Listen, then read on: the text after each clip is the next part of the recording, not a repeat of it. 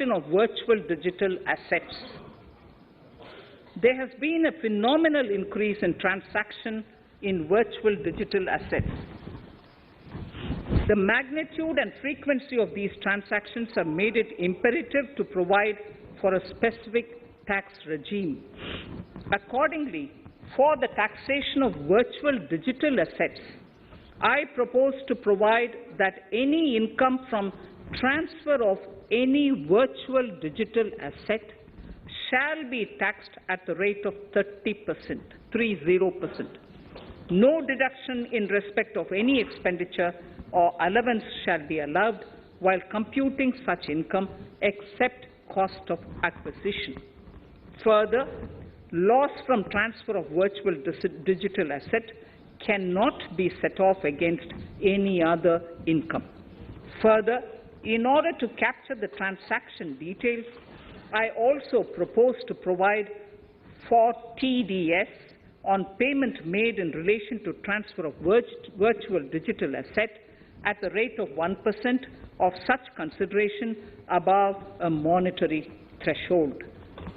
Gift of virtual digital asset is also proposed to be taxed in the hands of the recipient.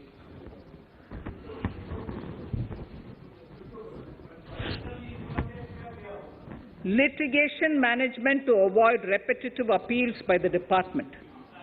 It has been observed that a lot of time and resources are consumed in filing of appeals which involve identical issues. Taking forward our policy of sound litigation management, I propose to provide that if a question of law in the case of an assessee is identical to a question of law which is pending in the appeal before a jurisdictional High Court or Supreme Court, in any case, the filing of further appeal in the case of this assessee by the department shall be deferred till such a question of law is decided by the jurisdictional High Court or the Supreme Court. This will greatly help in reducing the repeated litigation between taxpayer and the department.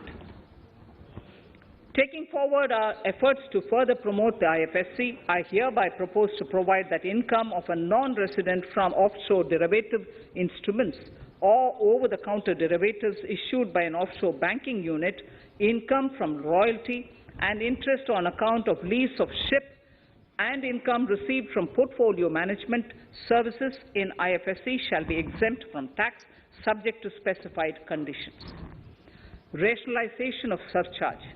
In the globalized business world, there are several work contracts whose terms and conditions mandatorily require formation of a consortium. The members in the consortium are generally companies. In such cases, the income of these AOPs has to suffer a graded surcharge up to 37%, which is a lot more than surcharge on the individual companies. Accordingly, I propose to cap the surcharge of these AOPs at 15%, 15%. Further, the long-term capital gains on listed equity shares, units, etc., are liable to maximum surcharge of 15%, while other long-term capital gains are subjected to a graded surcharge which goes up to 37%. I propose to cap the surcharge on long-term capital gains arising on transfer of any type of assets at 15%. This step will give a boost to startup community, and along with my proposal on the extended tax benefits to manufacturing companies and startups, reaffirms our commitment to Atmanirbhar Bharat. Clarification in relation to health and education cess as business expenditure. The income tax is not an allowable expenditure for computation of business income. This includes tax as well as surcharges. The health and education cess is imposed as an additional surcharge on the taxpayer for funding specific government welfare programs.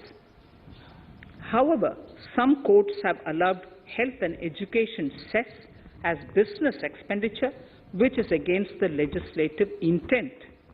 To reiterate the legislative intent, I propose to clarify that any surcharge or cess on income and profits is not allowable as business expenditure. Deterrence against tax evasion.